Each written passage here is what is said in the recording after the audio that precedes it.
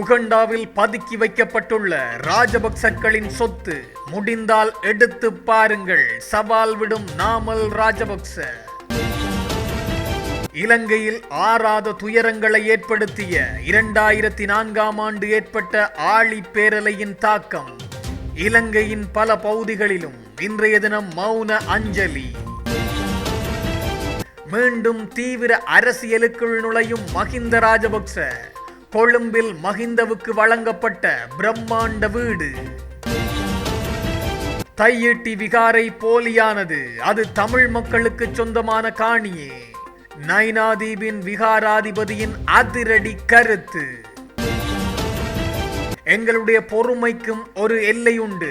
தமிழர்கள் புரிந்து கொண்டு நடக்க வேண்டும், இல்லையேல் இலங்கையில் நடப்பது வேறு. கடும் எச்சரிக்கை விடுத்த சரத் வீரசேகர.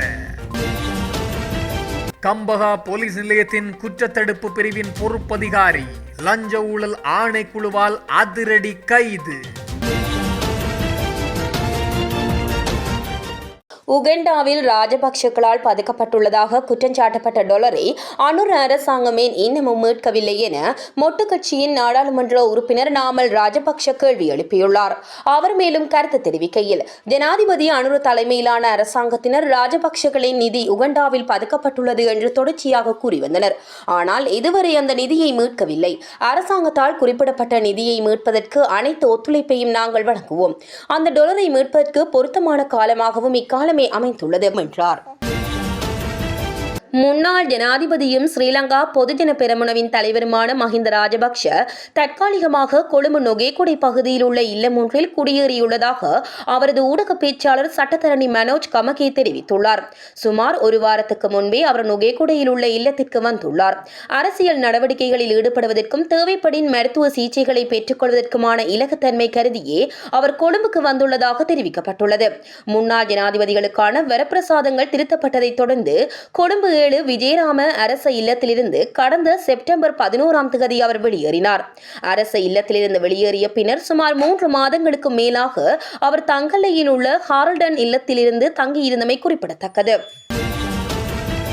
சுனாமி அனர்த்தம் ஏற்பட்டு இன்றுடன் 21 ஆண்டுகள் நிறைவடைந்துள்ள நிலையில் நினைவேந்தல் நிகழ்வு முன்னெடுக்கப்படவுள்ளது. 2004ஆம் ஆண்டு டிசம்பர் மாதம் 26ஆம் தேதி இந்தோனேஷியாவின் வடக்கு சுமத்ரா தீவுகளுக்கு அருகில் ஏற்பட்ட சக்தி வாய்ந்த நிலநடுக்கத்தை தொடர்ந்து இலங்கை உள்ளிட்ட பல நாடுகளில் பாரிய சுனாமி அனர்த்தம் ஏற்பட்டது.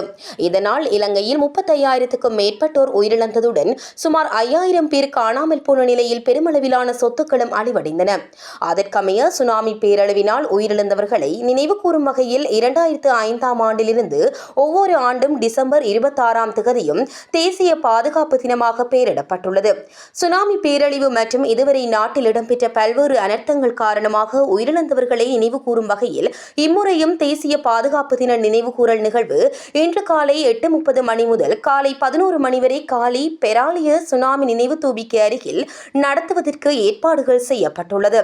அத்துடன் மாவட்ட ரீதியாக பல்வேறு சர்வமத வழிபாட்டு நிகழ்வுகளும் ஏற்பாடு செய்யப்பட்டுள்ளதாக அனர்த்த முகாமைத்துவ நிலையம் தெரிவித்துள்ளது. இதேவேளை இந்த அனர்த்தத்தினால் உயிரிழந்தவர்களை நினைவு கூறும் வகையில் இன்று காலை 9:25 மணி முதல் 9:27 மணி வரை 2 நிமிட மௌன அஞ்சலி செலுத்துமாறும் அனர்த்த முகாமைத்துவ நிலையம் பொதுமக்களிடம் கேட்டுக்கொண்டது. மேலும் பெராலிய பகுதியில் சுனாமி அலைகளுக்குள் சிக்கி விபத்துக்குள்ளான தொடருந்து துயர சம்பவத்தை நினைவு கூறும் வகையில் மருதானை தொடருந்து நிலையத்திலிருந்து இன்று காலை 6:30 மணிக்கு மாத்தறை நோக்கிய தொடருந்து ஒன்றை இயக்குவதற்கு அந்த திணைக்களம் நடவடிக்கை எடுத்துள்ளமை குறிப்பிடத்தக்கது. யாழ் தையிட்டி திஸ்ஸ விகாரை விடயத்தில் எமது பொறுமையை மீண்டும் மீண்டும் சோதிக்கக்கூடாது. இலங்கை பௌத்த நாடு என்பதை தமிழ் அரசியல்வாதிகள் ஏற்க வேண்டும் என்று ஸ்ரீலங்கா பொதுஜன பெரமுனவின் சிரேஷ்ட உறுப்பினரான சரத் வீரசேகர தெரிவித்தார். இது தொடர்பில் ஊடகங்களிடம் அவர் மேலும் தெரிவித்ததாவது, திஸ்ஸ விகாரைக்கு அழுத்தம் கொடுத்து அதனை அகற்றுவதற்கு முற்பட்டால் அதற்கு எதிராக நாங்கள் கிளந்திடுவோம். யாழ்ப்பாணத்தில் இராணுவத்தின் வசம் இருந்த காணியில் 98% விடுவிக்கப்பட்டுள்ளது.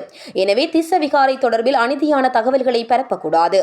இலங்கை பௌத்த நாடு என்பதை கஜேந்திரகுமார் பொன்னம்பலம், சிவஞானம் ஸ்ரீதரன் உள்ளிட்டோர் புரிந்து கொள்ள வேண்டும். இதனை அனைவரும் ஏற்றுக்கொள்ள வேண்டும். திஸ்ஸ விகாரையில் பௌத்த மக்களுக்குரிய வழிபாட்டுரிமை மறுக்கப்படுகின்றது. அதற்கு எதிராக கஜேந்திரகுமாரின் ஆட்கள் வந்து போராட்டம் நடத்துகின்றனர். ஆனால் இவர்கள் கொழும்புக்கு வந்து சுதந்திரமாக கோயிலுக்கு செல்லும் நிலை காணப்படுகின்றது. இலங்கையில் வேறொரு மதம் பெரும்பான்மையாக இருந்திருந்தால் அந்த மதத்துக்கு எதிராக செயற்பட்டுவிட்டு சுதந்திரமாக இருக்க முடியுமா? பௌத்த தர்மம் ஊடாக வழங்கப்பட்ட போதனைகளால் தான் பொறுமை காக்கின்றோம். ஆனால் அந்த பொறுமைக்கும் ஓர் எல்லை உண்டு என்பதை புரிந்து கொள்ள வேண்டும்.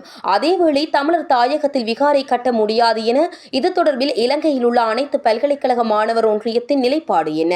வடக்கு கிழக்கில் உள்ள பௌத்த மரபுரிமைகளை நாசமாக்கும் நிகழ்ச்சி நிரல் முன்னெடுக்கப்படுகின்றது என குறிப்பிட்டுள்ளார். ராஜமகா விகாரை என பெயர் பலகைகளை காட்சிப்படுத்தி இராணுவத்தின் பங்களிப்புடன் காங்கேசன்துறை தையிட்டியில் நிர்மாணிக்கப்பட்டுள்ள விகாரை போலியானது என வடக்கின் பிரதம சங்கநாயக்க தேரர் தெரிவித்துள்ளார். விகாரை நிர்மாணிக்கப்பட்டுள்ள காணியின் உண்மையான உரிமையாளர்கள் அப்பகுதியில் வசிக்கும் தமிழ் மக்களே என்பதை ஏற்றுக்கொண்ட வடமாகாண பிரதம சங்கநாயக்க தேரர் அந்த உரிமையை உறுதிப்படுத்துவதற்கு ஜனாதிபதி தலையிடாவிட்டால் இனங்களுக்கு இடையில் மோதல்கள் வெடிக்கும் அபாயம் குறித்து எச்சரித்துள்ளார். தமிழ் மக்களுக்கு உறுதிப்பத்திரம் உள்ள காணிகளை யுத்தத்தின் மூலம் கையகப்படுத்த நிர்மாணிக்கப்பட்டுள்ள விகாரை உண்மையான திஸ்ஸ விகாரை அல்ல என நாகதீப புராண ரஜமகா விகாராதிபதியும் வட இலங்கையின் பிரதம சங்க நாயக்க தேரருமான நவதகல பதுமகித்தி திஸ்ஸ தேரர் கூறுகின்றார். உண்மையான திஸ்ஸ விகாரை தற்போதுள்ள போலியான திஸ்ஸ விகாரைக்கு அருகிலேயே அமைந்துள்ளது. அந்த திஸ்ஸ விகாரை நாகதீப விகாரைக்கு சொந்தமானது. அதன் உரிமை நாகதீப விகாரையிடமே உள்ளது.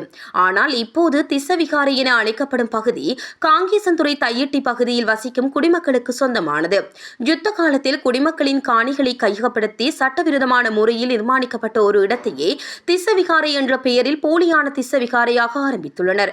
5 தசாப்தங்களுக்கும் மேலாக அப்பகுதியில் வசித்து வரும் தன்னை போன்று வேறு எந்த பௌத்தரும் இவ்விடயம் குறித்து அறிந்திருக்க மாட்டார்கள் என பதுமகித்தி திஸ்ஸ நாயக்க தேரர் ஒரு காணொலி உரையின் மூலம் தெரிவித்துள்ளார். உறுதிப்படுத்தப்படாத மற்றும் உண்மைக்கு புறம்பான செய்திகளை தொடர்ந்து ஒளிபரப்பி வருவதாக கூறி இலங்கையில் உள்ள ஒரு தனியார் தொலைக்காட்சி நிறுவனத்திற்கு எதிராக நடவடிக்கை எடுக்குமாறு இலங்கை தொலைத்தொடர்பு ஒழுங்குமுறை ஆணைக்குழுவிற்கு போலீசார் கடிதம் மூலம் அறிவித்துள்ளனர்.